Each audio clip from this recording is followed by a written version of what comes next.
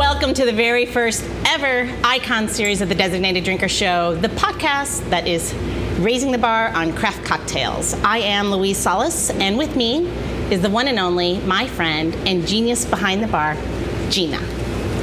Thanks.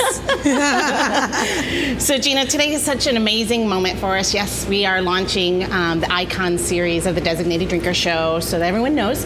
It's a deeper dive into subject matter, and we'll be led by an expert along the way, and we are doing exactly that today. We're starting off the show in an amazing spot. We're going to spend some time with and learn from a true aficionado, a connoisseur, a mentor, basically an expert of all things Scotch whiskey.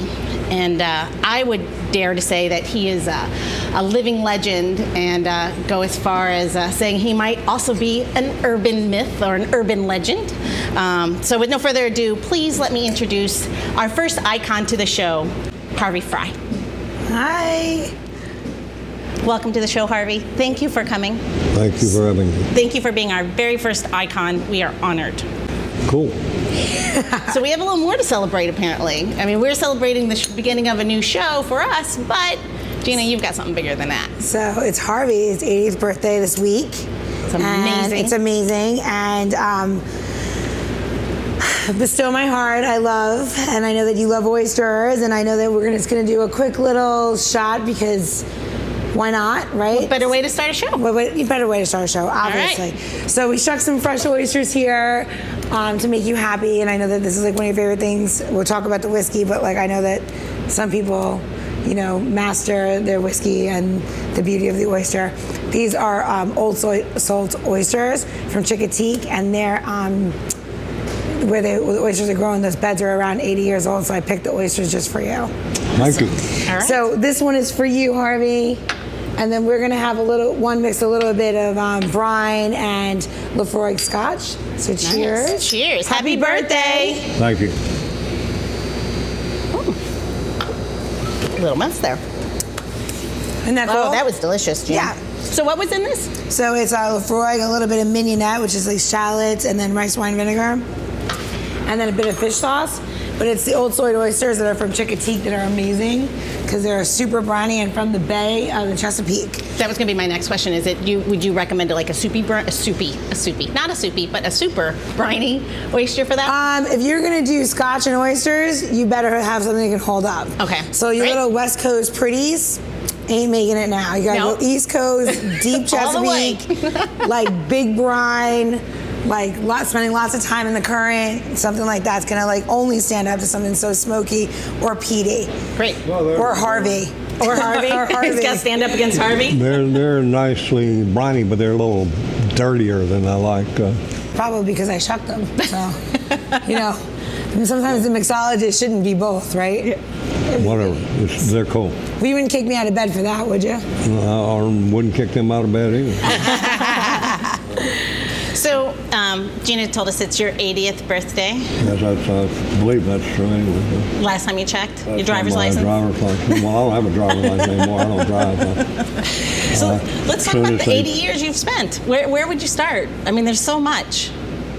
Well, what do you want to know? My life history and what abbreviated? Yes. Yes. Maybe the PG-13 version. I mean, I So don't you know. started your Texas, correct? No, I grew up in South Texas, Corpus Christi. Came up here to go to school and more or less been here ever since, outside of maybe collectively 2.5 years. Basically when I got out of college, trying to become the next Jackson Pollock, living in Manhattan. And, I've lived in Manhattan, Brooklyn off and on, I guess collectively for maybe 2.5 years, but all the other roughly 62 years minus that has basically been based here. I imagine you have some amazing DC stories.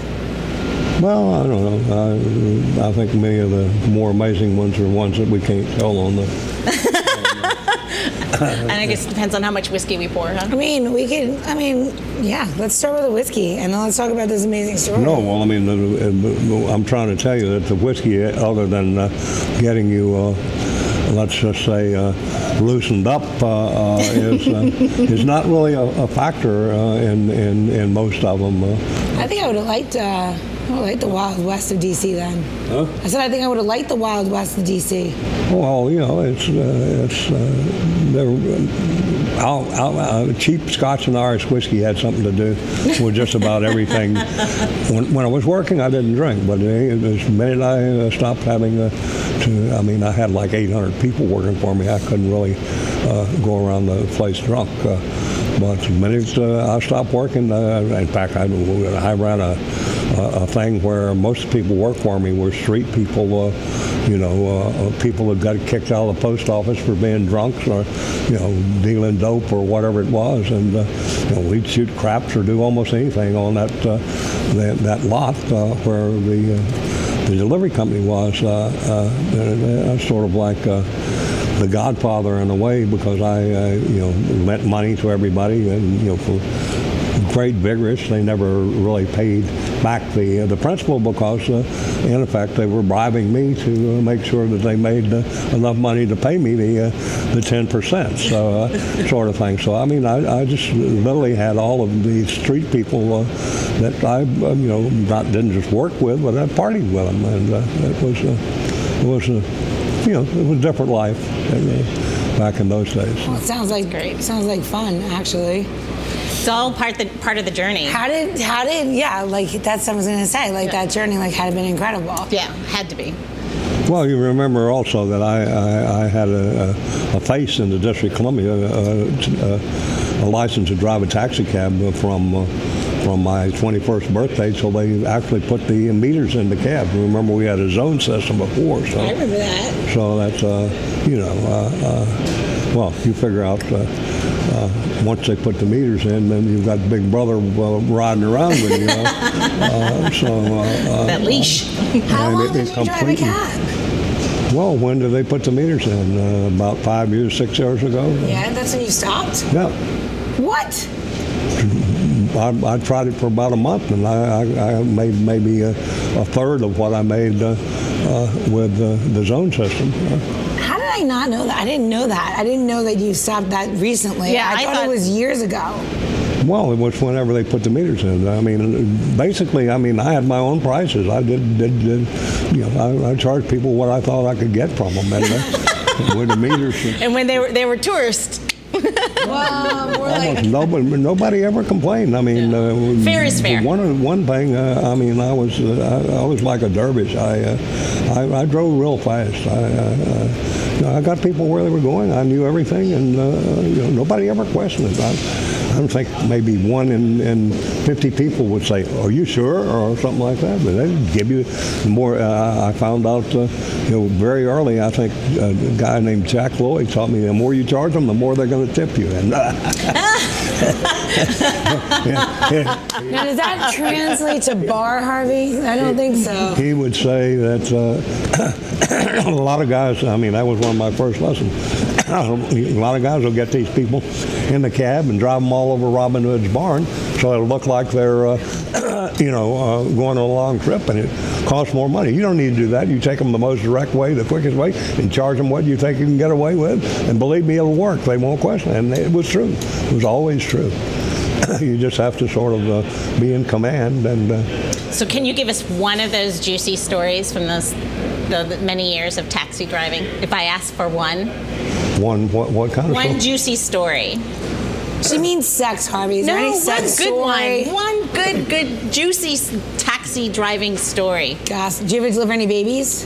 No. Babies. All right. I'm going to start with the basics. You have to remember that my whole attitude was, I really didn't talk to you unless you were super interesting. I wanted to get you in and out and get my money and go to the next thing. My whole thing about driving a taxi cab was, I was competing with myself, maybe like a a pitcher like Scherzer is in the paper today in one of the columns there about how he's always competing with himself. Trying to well, that was the whole thing. I mean, I basically was trying to be the best taxi cab driver that ever lived, and this you judge by how much you made per hour, and which meant that you had to really hustle. And well, actually, I'll tell you one cute story from very early on. I worked for the Republican Congressional Committee. My father was a big Texas Republican, and he carried Texas for Eisenhower, the first Eisenhower thing for the first time since Reconstruction, and that, of course, got me a bunch of things like, well, actually, you have to start back with when I was like 12 years old. He told me, all right, Harvey, I mean, here's a guy who's literally making several million a year, is probably the biggest bond salesman in Texas. And he calls me in and he says, okay, from now on, you can live here. I'm not going to charge you rent. Your mother buys you all these clothes that you don't want to wear, so I don't think you have any problem being clothed. And I mean, you can eat here, but anything else you want, if you want a Coca-Cola, you're going to have to work and you're going to have to pay for it. From now on, anything, you get no allowance, you get no help from me. No free ride. And I'll help you get a job, but you got to do it. So from about the 7th grade on, I worked. And when I came up here, I got this job at the Republican Congressional Committee where, in effect, I stood around and did nothing. They paid me like, they didn't have anything for me to do, $25 a week, which, that was cool back then. This is like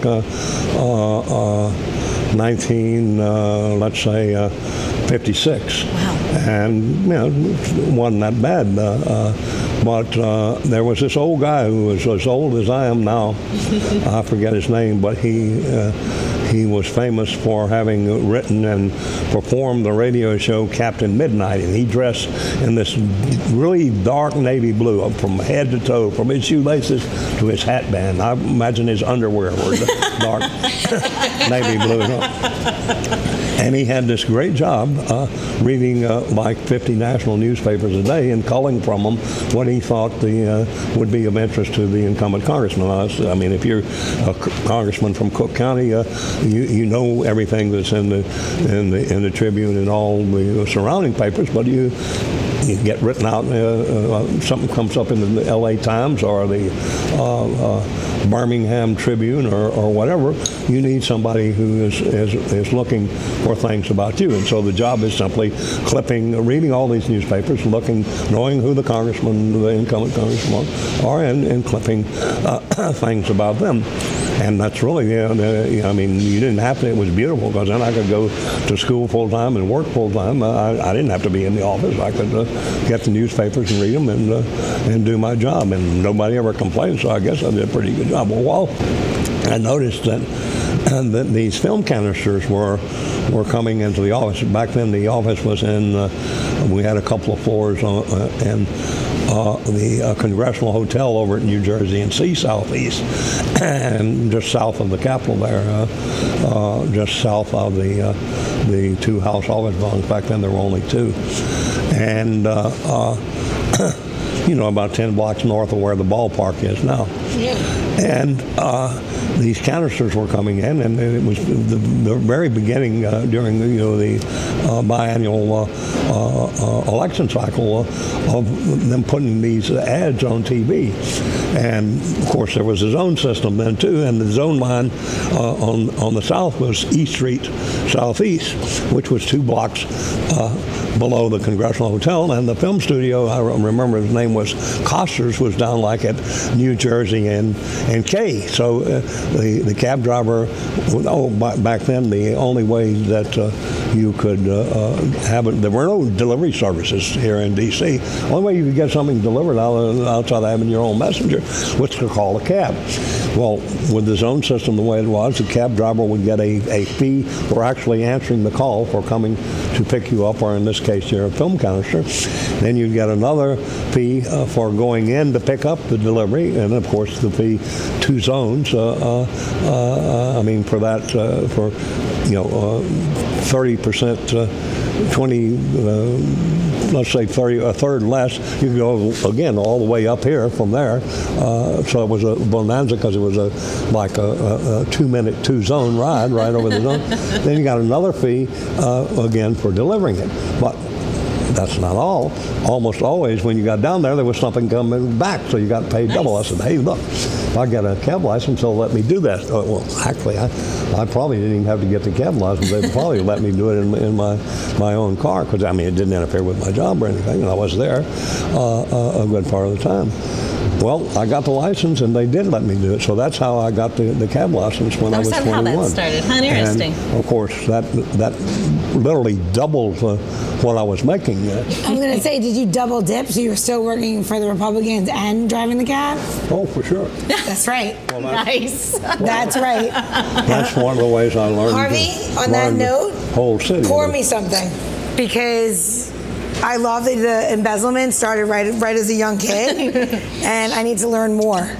Okay, well, this is the last. Is that enough? You want some more? No, that's plenty. Thank I'll you. start with that. I don't know, but I want some more. This is the last you. 10-year-old cask strength version from Ian Henderson, who was the master distillery manager at Laphroaig before John Campbell. He had actually this one up until Campbell took over, this 55.7, and I think this one started about 2002 or something like that. Before that, he had a 57.3. It was equally good. We don't have it up there. I don't really have enough bottles to sell one to Jack Rose, so I think I only have like 3 bottles left of that. Stupidly, I used to have a whole lot of both of these, but I make concoctions, and because they were cheap back then, I actually used those things to increase the peat content of some of my concoctions. Of course, I kick myself now. So, a bottle like this that literally cost less than $50 back then is now on the secondary market you can get $600-700 for it. If only you knew then what you know now. Right? Hold on. Oh, I'm sure he's smarter than No, wait a minute. You should. So Louise needs to know about your concoctions. Like, she doesn't know that that you take amazing whiskeys and then make it like a Harvey selection, and then he carries his little. Well, the whole thing is, I mean, when you get this is a perfect example. When the air is the enemy, is the lower the level in the bottle, then the more air there is, and the quicker it's going to oxidize. So when the bottle is like this, you don't have to worry about it. Even though it's open, it'll probably last 10 years. But that'll be lucky to last 3 years because the air will kill it. Oh, because there's more air in the bottle. When you have literally thousands of bottles on the wall like I do, I'm not going to tell you how many, but it's a few thousand, put it that way.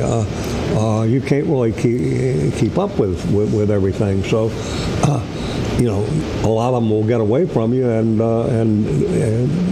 you pick up this bottle and open it up, and it doesn't taste like it's supposed to anymore. And so to get away from that, whenever it gets down low, well, it goes into concoction. So I probably learned more doing, of course, that's not all that goes into concoctions. Like I say, to a certain extent, it's not just totally aleatory. It's not all chance. It's not just what happens to be poured together. You try to influence it. Back then, of course, when I needed a little more peat, then I'd use the cask strength Laphroaig, which was what I was just saying. I probably learned more doing that than actually have tasting the whiskeys. Now, since we started Jack Rose, I'm on a thing to literally eliminate all of the non-cask strength whiskeys in my collection, which means, of course, virtually at least half of the stuff up there is stuff that I don't want in the collection. I only have cask strength expressions. Laphroaig is really good at that, of course. We have a 10-year-old cask strength that comes out about twice a year, and then every year the Carchus. And it's also great for the average drinker as well as the collector, because amazingly they've kept the price really, Fair. Approachable and acceptable, or Fair. Fair is the right word for Scotch prices, I think. Some people get exorbitant. Like, you might have like a young distiller, you know, and he puts something in a fancy bottle, and it might not be the best stuff, and then it's, you know, huge. Yeah. So, I mean, I think that fair is like something that's really kind of amazing. Yeah. At any rate, this particular thing was you know, really one of the best young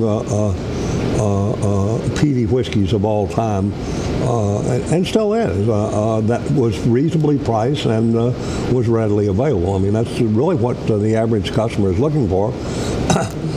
Fair price, readily available, and of course great. And John Campbell has gotten to where Let's talk exactly how it is. Cheers. Sorry, I've been drinking. John Campbell has gotten with his 10-year-old cask strength and with his cartridge up around you know, where he's one of the better distillers, master distillers working. So, yeah. Actually, the 10-year-old cask strength and the yearly cask strength cartridges are two of the best values out there. It's really delicious. So I forgot what the question was.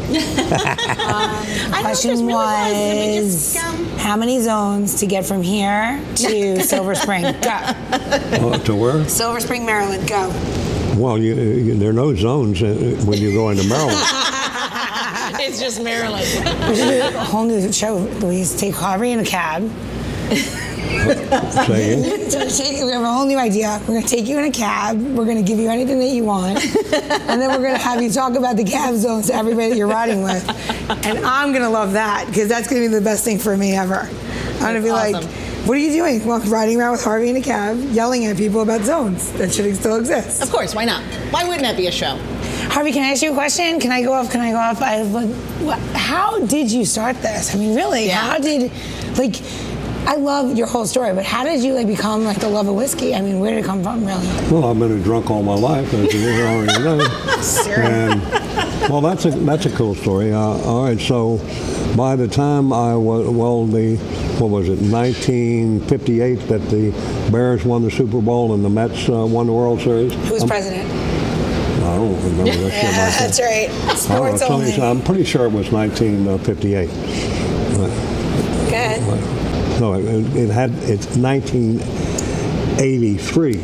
Anyway, we'll just say when the Mets and the Bears won. I was basically making my living betting on the NFL, and I had a good friend in New York who was a partner in Park Avenue Liquor. He's since retired. He was uncle of Jonathan Goldstein, who runs it now. Well, I won't really get into Jonathan Goldstein. I don't think he knows his business very good, but he doesn't realize that the whole idea is to move stuff out, not to.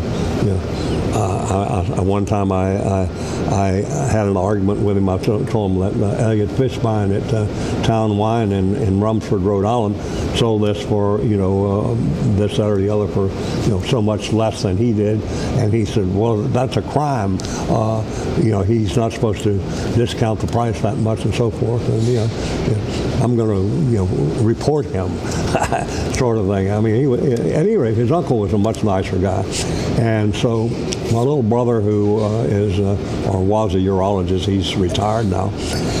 Basically, I'd been drinking, well, let's just say an average of 4 gallons of cheap Scotch and Irish whiskey a week, and whatever it took to chase it. It had gotten to me. My body was telling me about it. And I was like, I guess 45 or 48, whichever the correct date is for the sporting events that we're talking about. And I asked my little brother what I should do about it, and he said, hey, look, Harvey, if you don't cut way the fuck back, you're not going to live to be 50.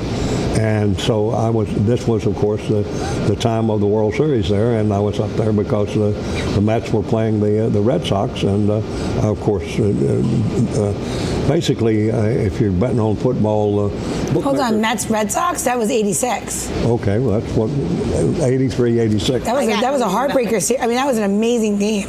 That Okay, last so game. that's what I asked you, so I get my dates straight. I right. was 48 then. Sorry, I just, 86. I'm just going to give it to you. I mean, I'm here with you, right? Finally Right? came to you. I'm with you. I'm doing all the math. I'm like, that's 86. Let's move on. Took her a minute to do the math. At any rate, Mr. Goldstein had a box at Shea Stadium, and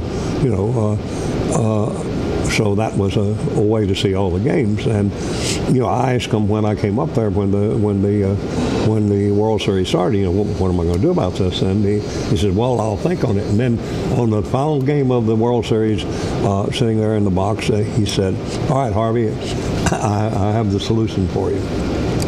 From now on, you're only going to buy high-end cognacs, Armagnacs, and other eau de vies from me.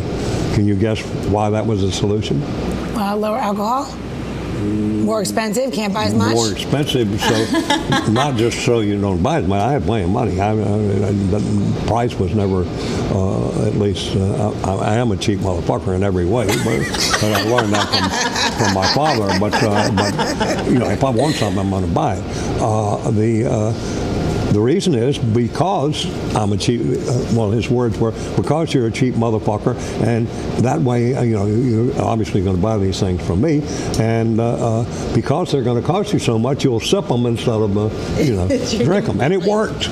I even started drinking non-alcoholic beers. I think that was just the beginning time for non-alcoholic beers, and like in old duels? Cut way, huh? Like Amstel, when Amstel did like the non-alcoholics in the old duels?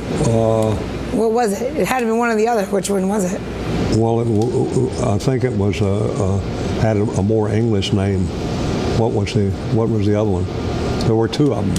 Yeah, it was like old duels, and then Amstel Duels, Light. Yeah, there you go. That's what it was. Sorry, I'm saying it like a New Yorker. Let me say it like everybody else. Old duels. Well, come to think of it, that might have Green bottle. Yeah, definitely. That might have actually influenced the name I give my concoctions. We went off that is O'Doon. I got that because of Burns' poem of Tim O'Shanter. Is it Tom or is it Tim? At any rate, he's the guy who's a ne'er-do-well who goes out and leaves his wife at home and rides his horse all over the countryside and in the pubs and everything. And Tam O'Shanter, that's what the point is. He's on his way home, of course, in his cups, and he's being chased by this witch, and the nag, his horse, flies across the brig, which is another word for lake or water, O'Doon. So that's where you get the musical Brigadoon. Amazing. So I call my concoctions O''Doon, because I had to have a name that sounded sort of Scotch and Irish too, and that's what it is. I use my own drawings and make labels with my own abstract drawings. The power of branding. Put on the labels. But back to that, I have maybe somewhere between 150 and 200 liters of works in progress. I'll sit there looking at a sporting event on TV, and I'll just be messing with the whiskeys, continually blending these things just to see what it tastes like. I buy over 1,000 different whiskey expressions every year for the last 3 or 4 years. Actually, for the last 2 years, well over 1,000. Wow. I open them, and I've got to know what's in the bottle. The only way you're going to find out is open the bottle and taste it. Yeah. Many of them I never go back to. Part of that cost is offset by, things that I find that are good, getting enough. And, well, of course, your friends want to know what you think is good, and if they agree with you, they don't mind giving you a couple extra dollars. You set the price. For your trouble. This all goes back to the cab hustle. I'm listening to you now, Harvey. I like it. Oh, well, come on. You got to You got to be a street person to survive in the big city, right? That's right. That's right. Never changes his spots. That's right. You gotta Never changes his spots. You got to think of it. You got to think of it that way. That's for sure. Harvey, my glass is empty. In part 2 of our boozy banter with Harvey Fry, learn all about Harvey's unicorns, how he believes women and whiskey are alike, and what it really means to implement the Fry method.